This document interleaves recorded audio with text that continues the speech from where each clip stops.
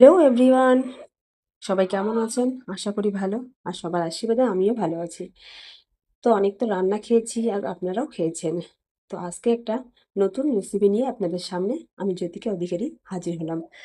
তো দেখুন, আমি বানাবো আজকে রসুনের পাতার বাটা। তো এর আগে আমি কখনোই খাইনি, এটাই ফার্স্ট।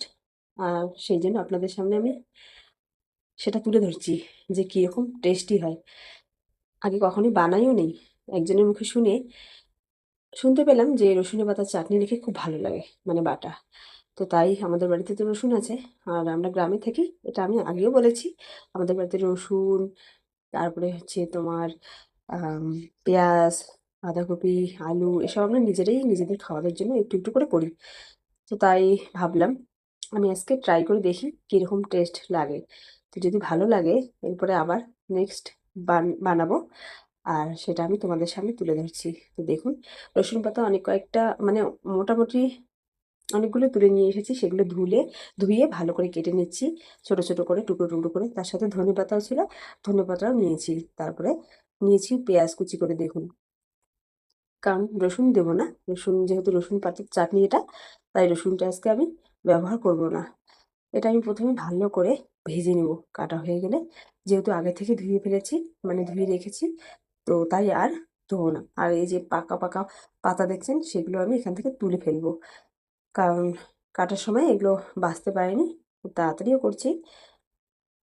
তো যাই হোক, আপনারা কারা কারা রসুনের পাতার চাটনি খেয়েছেন কমেন্টে জানাবেন। আর আপনাদের কেমন লাগে, মানে লেগেছিল খাওয়ার পরে, সেটাও জানাবেন। আমি কিন্তু ফার্স্ট করছি, জানি না কীরকম খেতে লাগবে, বাট করছি। যেহেতু একজনের মুখে শুনেছি যে খুব টেস্টি লাগে, তাই আর নিজেকে সামলাতে পারলাম না, রসুনের পাতাটা রেখে নিয়ে এলাম। তারপরে দিচ্ছি লঙ্কা, ফালি করে দিচ্ছি। সবগুলো আমি একসাথে ভেজে নিব। তো দেখুন, তারপরে শুকনো লঙ্কা নিচ্ছি।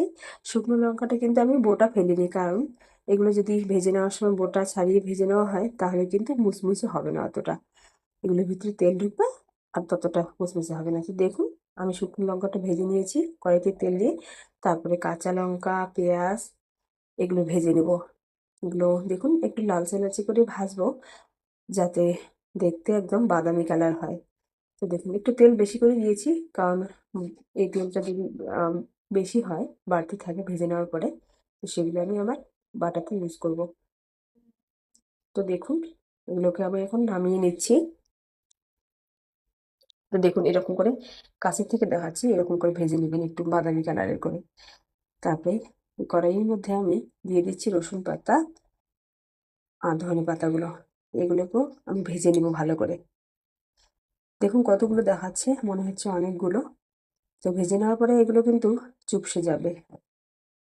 দেখুন, সবগুলো একসাথে ভেজে নিচ্ছি, রসুন পাতা আর ধনে পাতাগুলো। আপনারা কিন্তু বাড়িতে অবশ্যই ট্রাই করবেন, দেখবেন কীরকম লাগে। আমরা তো অনেক কিছুরই বাটা খেয়েছি, লাউ পাতা, কুমড়ো পাতা, খারগান পাতা। তো রসুন পাতাটা ফার্স্ট খাচ্ছি। তো দেখুন, এগুলো আমার ভেজে নেওয়া হয়ে গেছে, আমি নামিয়ে নিচ্ছি। তো তারপরে এগুলোকে আমি মিক্সিতে বেটে নেব। তো শিলপাটায় বাটলে একটু সময় লাগবে, যেহেতু পাতাটা বাটতে একটু সময় লাগে, তাই মিক্সিতেই গুঁড়ো করে নেব। তো দেখুন, সবগুলো আমি একসাথে ব্লেন্ডারে দিয়ে দিচ্ছি। তো দেখুন, একটু ঝাল ঝাল করতে হবে, কারণ বাটা ঝাল না হলে টেস্ট লাগে না।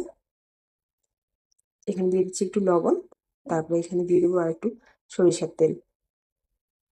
এটা বাটা হয়ে গেলে পরে আর আমি কোনো কিছু ইউজ করবো না এর মধ্যে, সব আগে থেকে করছি। তো দেখুন, এগুলোকে বেটে নিয়েছি আমি।